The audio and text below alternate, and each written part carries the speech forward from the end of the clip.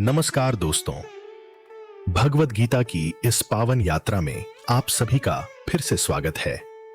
आज यह श्रृंखला हमें लेकर आई है एक ऐसे अध्याय तक जहां कृष्ण ज्ञान नहीं बल्कि सत्य की जड़ दिखाते हैं।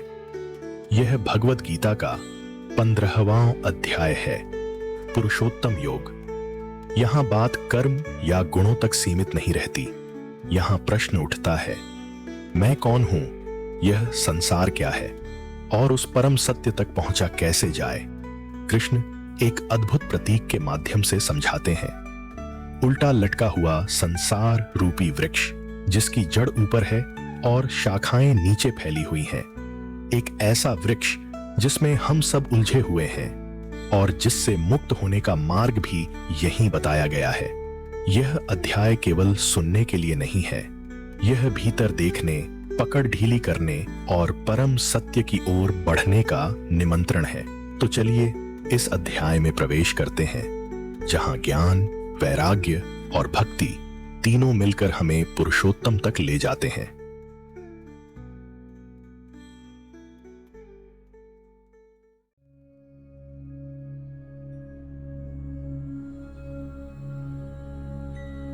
श्लोक 1।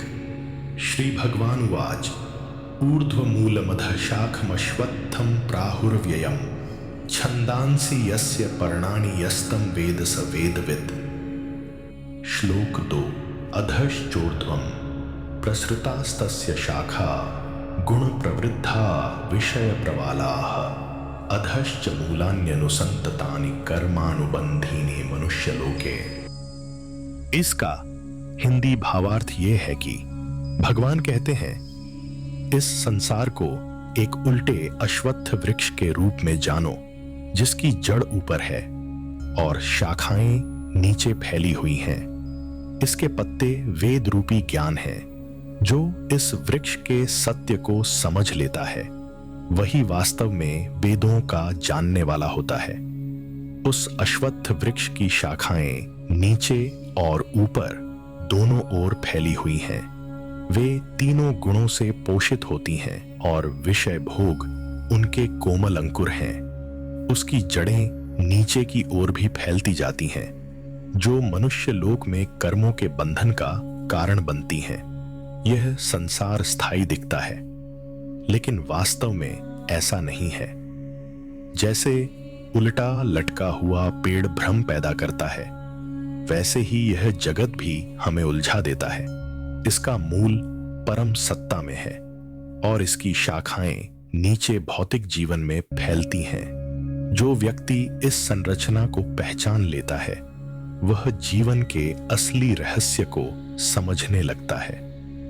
यह संसार केवल एक दिशा में नहीं बढ़ता, बल्कि ऊपर नीचे हर ओर फैलता चला जाता है।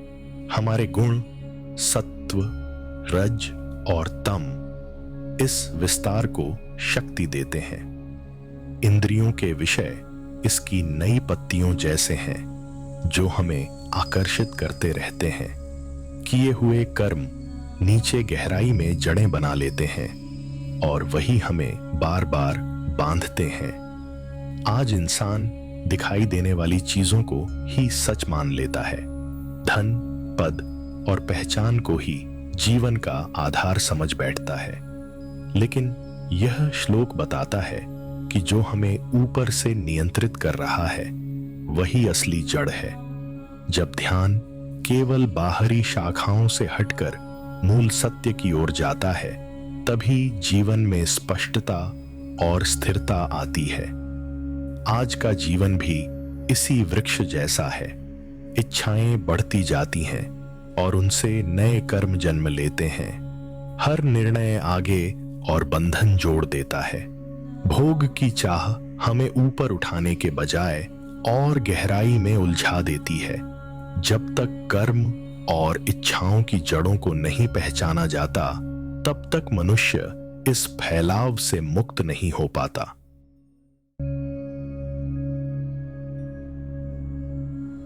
श्लोक 3।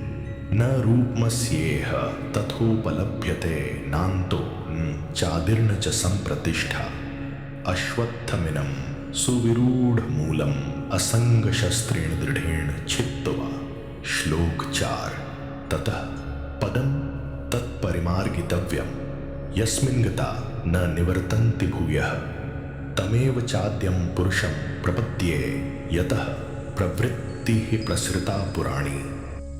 इसका हिंदी भावार्थ यह है कि इस संसार वृक्ष का वास्तविक रूप यहां स्पष्ट दिखाई नहीं देता। न इसका आरंभ समझ में आता है, न अंत का पता चलता है।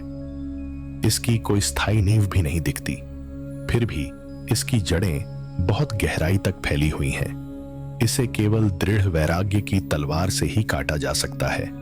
फिर उस परम पद की खोज करनी चाहिए जहां पहुंचने के बाद लौटना नहीं पड़ता। उसी आदि पुरुष की शरण लेनी चाहिए जिनसे यह पुरानी सृष्टि की प्रवृत्ति फैली है। वही इस संसार का मूल कारण है। भगवान अर्जुन को बताते हैं कि यह संसार जैसा दिखता है वैसा वास्तव में है नहीं। इससे छुटकारा बाहरी उपायों से नहीं मिलता। जब मन में आसक्ति टूटती है तभी यह गहरी जड़ वाला वृक्ष कटता है। जब यह संसार वृक्ष कट जाता है तब मन एक नए प्रश्न की ओर जाता है। अब जाना कहां है, ठहरना कहां है। भगवान अर्जुन से कहते हैं, उस परम पुरुष की शरण लो जिनसे यह सारा जीवन प्रवाह निकला है। वही अंतिम सहारा और सत्य है। आज की दुनिया भी स्थिर नहीं है, सब कुछ बदल रहा है, फिर भी हम उसे स्थायी मान लेते हैं। हम समझ नहीं पाते कि हम किससे बंधे हुए हैं। आदतें, चाहतें और पहचान, यही इसकी मजबूत जड़ें बन जाती हैं। जब इंसान भीतर से अनासक्ति सीख लेता है तभी वह इस भ्रम के जाल से बाहर आ पाता है। आज हर इंसान स्थिरता और शांति चाहता है। बार बार टूटना, हारना, लौटना थका देता है। यह श्लोक बताता है एक ऐसी अवस्था है जहां अस्थिरता समाप्त हो जाती है। वहां कोई मजबूरी नहीं, कोई भय नहीं। जब इंसान मूल सत्य से जुड़ता है तब जीवन की भटकन अपने आप थम जाती है।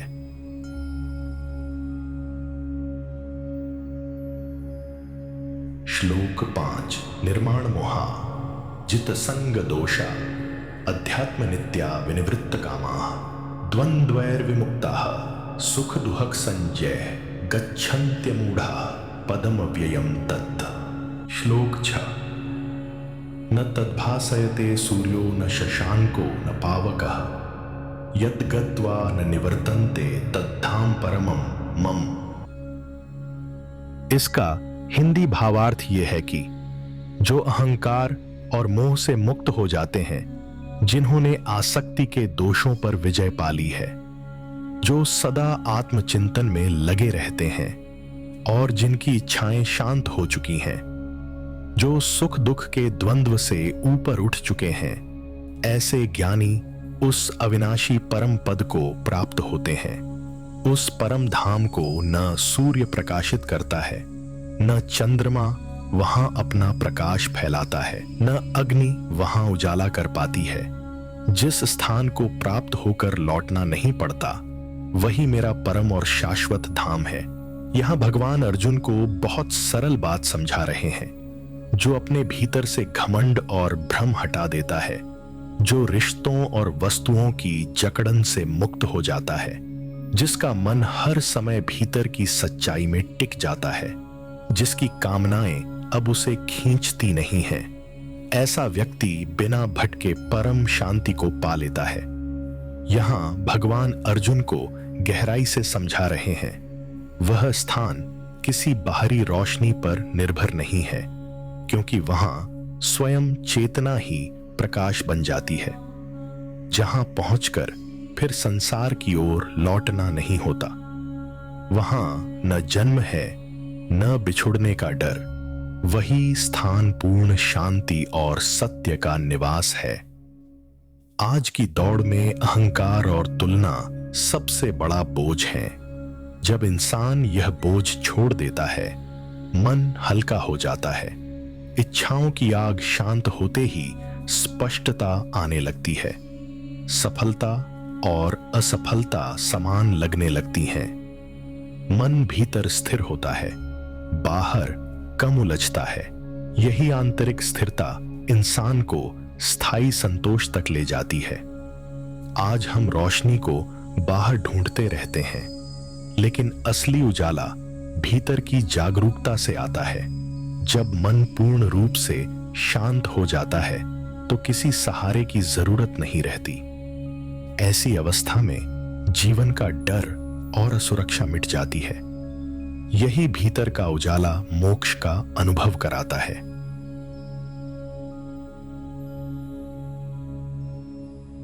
श्लोक 7। ममैवांशो जीवलोके जीवभूतः सनातनः मनः षष्ठानीन्द्रियाणि प्रकृतिस्थानि कर्षति। श्लोक 8।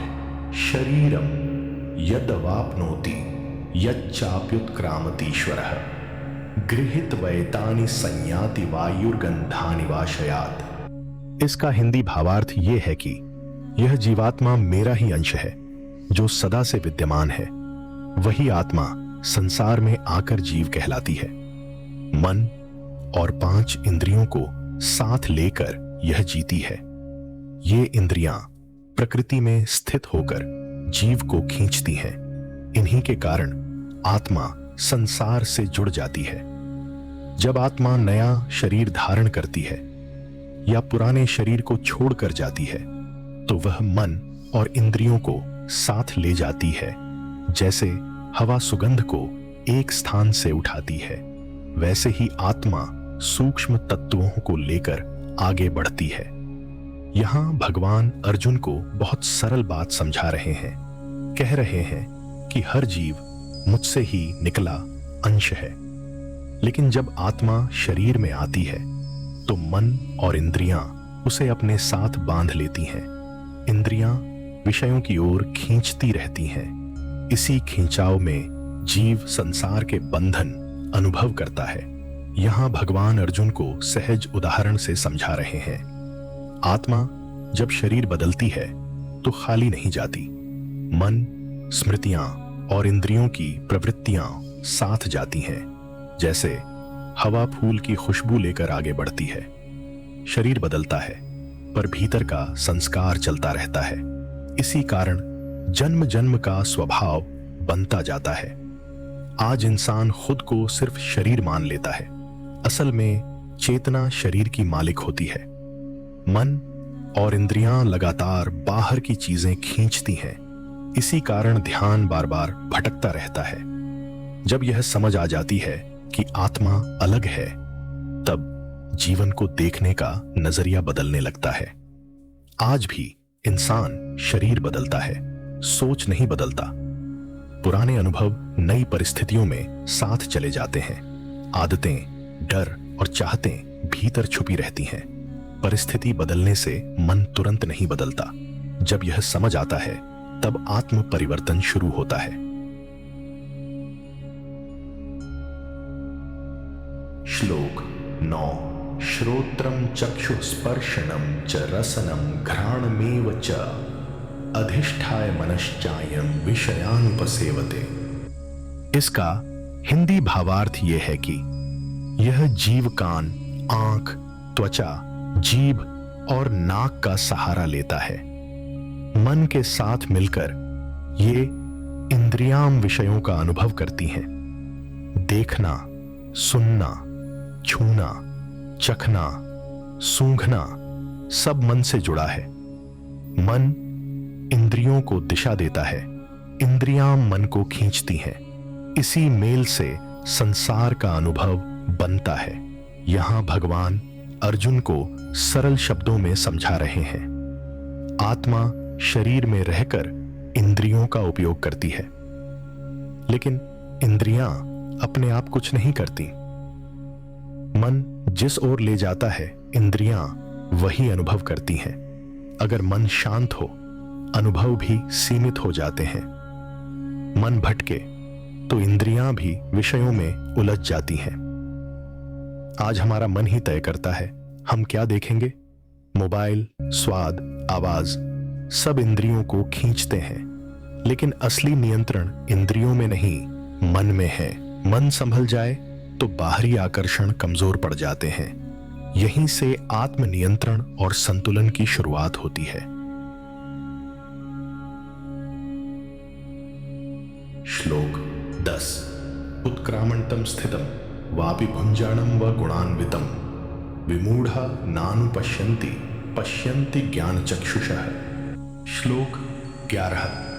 यतन्तः योगिनश्चैनं पश्यन्ति आत्मन्यवस्थितं यतन्तोऽप्यकृतात्मानो नैनं पश्यन्ति अचेतसः। इसका हिंदी भावार्थ यह है कि जब आत्मा शरीर छोड़ती है या शरीर में रहती है या गुणों के साथ विषयों का अनुभव करती है, मूढ़ बुद्धि वाले लोग इसे पहचान नहीं पाते, पर जिनके पास ज्ञान की दृष्टि होती है वे आत्मा की इस सूक्ष्म गति को देख लेते हैं। योग के मार्ग पर चलने वाले साधक आत्मा को देख पाते हैं। वे भीतर स्थित चेतना को स्पष्ट रूप से अनुभव करते हैं। जो आत्म संयम नहीं रखते वे प्रयास करके भी नहीं देख पाते। अशुद्ध मन और चंचल बुद्धि सत्य को ढक देती है। चेतना की पहचान केवल जागृत भीतर से होती है। यहां भगवान अर्जुन को गहराई से समझा रहे हैं। आत्मा शरीर में रहते हुए भी अलग रहती है। वह सुख दुख, कर्म और गुणों का अनुभव करती है, लेकिन साधारण दृष्टि से यह समझ में नहीं आता। जिसकी बुद्धि जागृत होती है वही यह रहस्य देख पाता है। ज्ञान की आंख खुलते ही सत्य स्वयं प्रकट हो जाता है। अर्जुन, जो मन को साधने का प्रयास करता है वही अपने भीतर स्थित आत्मा को पहचान पाता है। केवल कोशिश करना पर्याप्त नहीं होता। मन की अशांति दृष्टि को धुंधला कर देती है। जब भीतर शांति आती है तभी सत्य दिखाई देता है। अचेत मन को आत्मा का अनुभव नहीं हो पाता। आज हम केवल बाहर की गतिविधियां देखते हैं, लेकिन भीतर क्या चल रहा है यह नहीं समझते। भावनाएं बदलती हैं, सोच बदलती है, पर साक्षी वही रहता है। जो स्वयं को केवल शरीर मानता है वह भ्रम में रहता है। जो चेतना को पहचान लेता है वही सच को देख पाता है। आज बहुत लोग ध्यान और साधना की बात करते हैं, पर भीतर अनुशासन न हो तो अनुभूति नहीं होती। बिखरा हुआ मन गहराई में नहीं जा पाता। आत्मचिंतन निरंतर अभ्यास से ही आता है।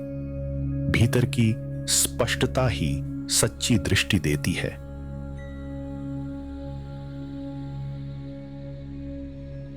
श्लोक 12। यदा आदित्यगतं तेजो जगद्भासयतेऽखिलम् यच्छन्द्रमसि यच्चाग्नौ तत्तेजो विद्धि मामकम्। श्लोक 13। गामाविश्य च भूतानि धारयाम्यहमोजसा पुष्णामि चौषधीः सर्वाः सोमो भूत्वा रसात्मकः। इसका हिंदी भावार्थ ये है कि जो तेज सूर्य में स्थित होकर पूरे जगत को प्रकाशित करता है, जो शीतल प्रकाश चंद्रमा में दिखाई देता है, जो अग्नि में जलकर उष्मा और ऊर्जा देता है, वह समस्त तेज उसी एक परम स्रोत से आता है। उस दिव्य प्रकाश को मेरा ही स्वरूप जानो। मैं पृथ्वी में प्रवेश करके सब प्राणियों को संभाले रखता हूं। अपनी शक्ति से मैं धरती को स्थिर और जीवित बनाए रखता हूं। मैं ही रस रूप बनकर सभी औषधियों को पोषण देता हूं। पेड़ पौधों में जो जीवन शक्ति दिखती है वह मुझसे ही है। हर अन्न, हर फल में वही चेतना रस बनकर बहती है। आज हम ऊर्जा को अलग अलग रूपों में देखते हैं। सूरज की रोशनी, आग की गर्मी, चांद की ठंडक, पर मूल शक्ति एक ही स्रोत से आती है। जैसे बिजली अलग उपकरणों में अलग काम करती है, वैसे ही वही चेतना हर रूप में प्रकट होती है। आज हम भोजन को सिर्फ पदार्थ समझते हैं, पर उसमें जीवन देने वाली शक्ति छुपी होती है। धरती की उर्वरता और फसलों की ताकत संयोग नहीं। हर पौधे में जो ऊर्जा है वही चेतना का प्रवाह है। जब यह समझ आता है तो भोजन भी प्रसाद बन जाता है।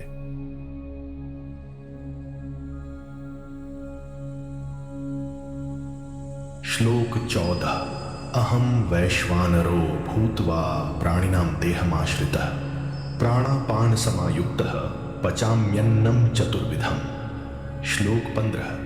सर्वस्य चाहं हृदि सन्निविष्टो मत्तः स्मृतिर्ज्ञानमपोहनं च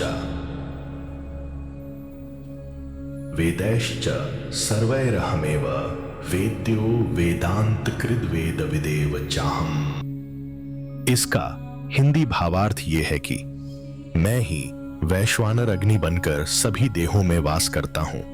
प्राण और अपान के साथ मिलकर मैं अन्न को पचाता हूं। जो भोजन 4 प्रकार का होता है उसे मैं ही ग्रहण योग्य बनाता हूं। देह में चलने वाली पाचन शक्ति मेरी ही अभिव्यक्ति है। भोजन से जीवन बनता है। यह क्रिया मेरी उपस्थिति से होती है। मैं ही सबके हृदय में सदा उपस्थित रहता हूं। स्मरण शक्ति, ज्ञान और विस्मृति मुझसे ही उत्पन्न होते हैं। सभी वेद मुझे ही जानने का मार्ग बताते हैं। वेदों का सार रचने वाला भी मैं ही हूं और वेदों का सच्चा ज्ञाता भी मैं ही कहलाता हूं। अर्जुन, शरीर में जलने वाली अग्नि साधारण नहीं है।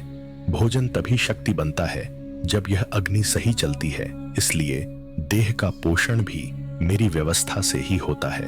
अर्जुन, मैं बाहर नहीं, भीतर हृदय में बैठा हूं। तुम्हें जो याद रहता है वह मेरी ही शक्ति है। जो ज्ञान मिलता है वह भी मेरी कृपा से आता है और जो भूल जाता है वह भी व्यवस्था का भाग है। वेद केवल शब्द नहीं, मुझे पहचानने का साधन है। आज इसे पाचन तंत्र और ऊर्जा प्रणाली कहा जाता है, पर इसकी मूल शक्ति केवल रसायन नहीं है। शरीर में जो भोजन को ऊर्जा में बदलता है वही चेतना है। अच्छा पाचन केवल खान पान नहीं, संतुलन से जुड़ा है। जब जीवन सही चलता है तो यह अग्नि भी संतुलित रहती है। आज मन, स्मृति और समझ को मस्तिष्क से जोड़ा जाता है, पर उनकी गहराई किसी यंत्र से नहीं समझी जाती। अंदर बैठी चेतना ही याद और समझ को दिशा देती है। ज्ञान का घमंड नहीं, उसके स्रोत को जानना जरूरी है। जब भीतर की सत्ता पहचानी जाती है, जीवन स्पष्ट हो जाता है। श्लोक 16। द्वाविमो पुरुषो लोके क्षरश्चाक्षर एव च क्षरः सर्वाणि भूतानि कूटस्थो अक्षर उच्यते। श्लोक 17। उत्तमः पुरुषस्त्वन्यः परमात्मेत्युदहृतः यो लोकत्रयमविश्य बिभर्त्यव्य ईश्वरः। इसका हिंदी भावार्थ यह है कि इस संसार में 2 प्रकार के पुरुष बताए गए हैं। एक वह है जो नश्वर है और बदलता रहता है। दूसरा वह है जो अविनाशी और स्थिर कहा गया है। सभी प्राणी नश्वर पुरुष की श्रेणी में आते हैं। जो सबके भीतर साक्षी रूप में स्थित है वही अक्षर है। इन दोनों से अलग एक उत्तम पुरुष भी कहा गया है। उसे ही परमात्मा के नाम से जाना जाता है। वही अविनाशी ईश्वर तीनों लोकों में व्याप्त है। वह सबके भीतर प्रवेश करके सबको संभालता है। सब कुछ उसी की सत्ता से टिका हुआ है। अर्जुन, इस दुनिया में 2 स्तर की सत्ता है। एक वह जो जन्म लेती है, बदलती है और नष्ट होती है। दूसरी वह जो कभी बदलती नहीं, केवल देखती रहती है। शरीर और व्यक्तित्व नश्वर हैं, इसलिए क्षर कहलाते हैं। भीतर बैठी चेतना सदा स्थिर रहती है, वही अक्षर है। आज हम स्वयं को केवल शरीर और पहचान मान लेते हैं, पर जो बदल रहा है वह सदा सत्य नहीं हो सकता। असली पहचान वह है जो हर बदलाव को देख रही है। आज हम स्वयं को शरीर या चेतना तक सीमित मानते हैं, पर उससे भी ऊपर एक समग्र शक्ति कार्य कर रही है। वही शक्ति पूरे संसार को संतुलन में रखती है। व्यवस्था, नियम और जीवन उसी से संचालित होते हैं। इसे समझने से जीवन में गहराई और भरोसा आता है।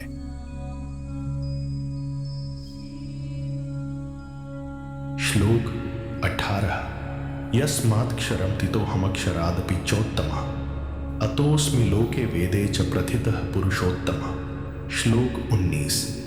यो मामेवमसम्मूढो जानाति पुरुषोत्तमं स सर्वविद् भजति मां सर्वभावेन भारत।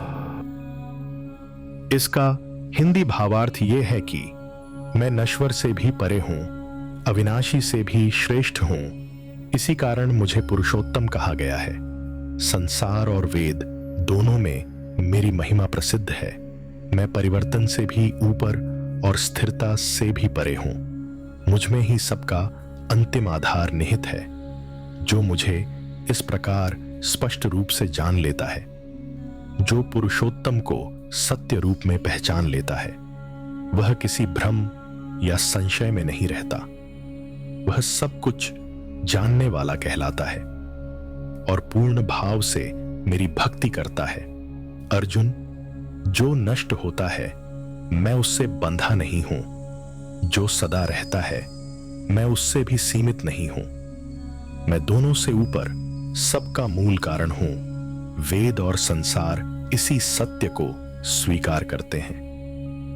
अर्जुन, जब मनुष्य मुझे सही रूप में समझ लेता है, तब उसके भीतर कोई उलझन शेष नहीं रहती।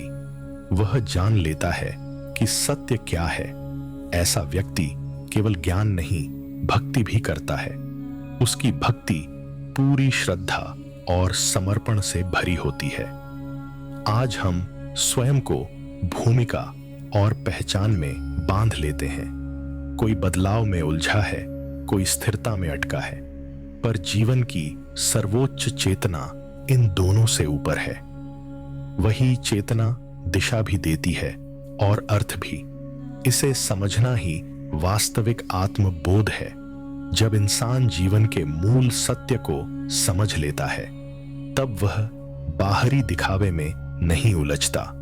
उसे यह स्पष्ट हो जाता है कि असली सहारा क्या है।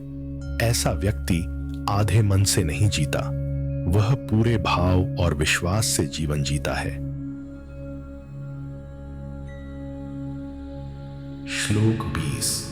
इति गुह्यतमं शास्त्रमिदमुक्तं मयानघ एतद्बुद्ध्वा बुद्धिमान स्यात्कृत कृत्यश्च भारते।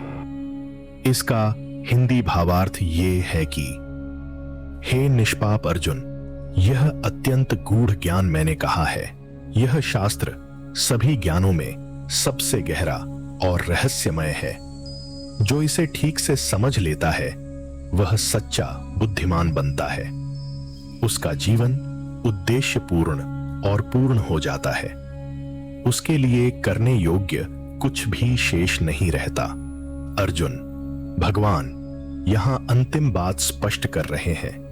यह ज्ञान केवल सुनने के लिए नहीं है, इसे समझकर जीवन में उतारना ही असली समझ है। जो ऐसा कर लेता है वही बुद्धिमान कहलाता है। उसका जीवन सफल और संतुष्ट हो जाता है। आज हम बहुत कुछ सीखते हैं, पर भीतर खाली रहते हैं। यह ज्ञान बताता है कि जीवन कब पूर्ण होता है, जब इंसान सत्य को समझकर उसी के अनुसार जीता है। तब भाग दौड़ और उलझन अपने आप शांत हो जाती है। ऐसा व्यक्ति भीतर से संतुष्ट और स्थिर हो जाता है। दोस्तों, आज के इस अध्याय में कृष्ण ने हमें केवल ज्ञान नहीं दिया, बल्कि जीवन की सबसे गहरी उलझन का सूत्र भी थमा दिया। इस संसार रूपी वृक्ष को पहचानना, उसकी जड़ों को समझना और फिर वैराग्य की तलवार से उससे ऊपर उठना, यही इस अध्याय का सार है। कृष्ण ने स्पष्ट किया कि हम केवल यह शरीर नहीं है, न ही बदलते विचार या परिस्थितियां। हम उस पुरुषोत्तम की अंश हैं जो सबके भीतर स्थित होकर भी सबसे ऊपर है। जब मन भटकता है, जब जीवन भारी लगने लगता है, तो यह अध्याय याद दिलाता है, मुक्ति बाहर नहीं, पहचान के भीतर है। आज यहीं रुकते हैं। इस ज्ञान को केवल सुने नहीं, इसे अपने जीवन में धीरे धीरे उतारने का प्रयास करें। अगले अध्याय में गीता हमें और भी गहराई में ले जाएगी, जहां आत्मा और परम सत्य के संबंध को और स्पष्ट रूप से समझा जाएगा। तब तक मन शांत रखें, दृष्टि भीतर रखें और स्मरण रखें, पुरुषोत्तम सदा हमारे साथ हैं। जय श्री कृष्ण।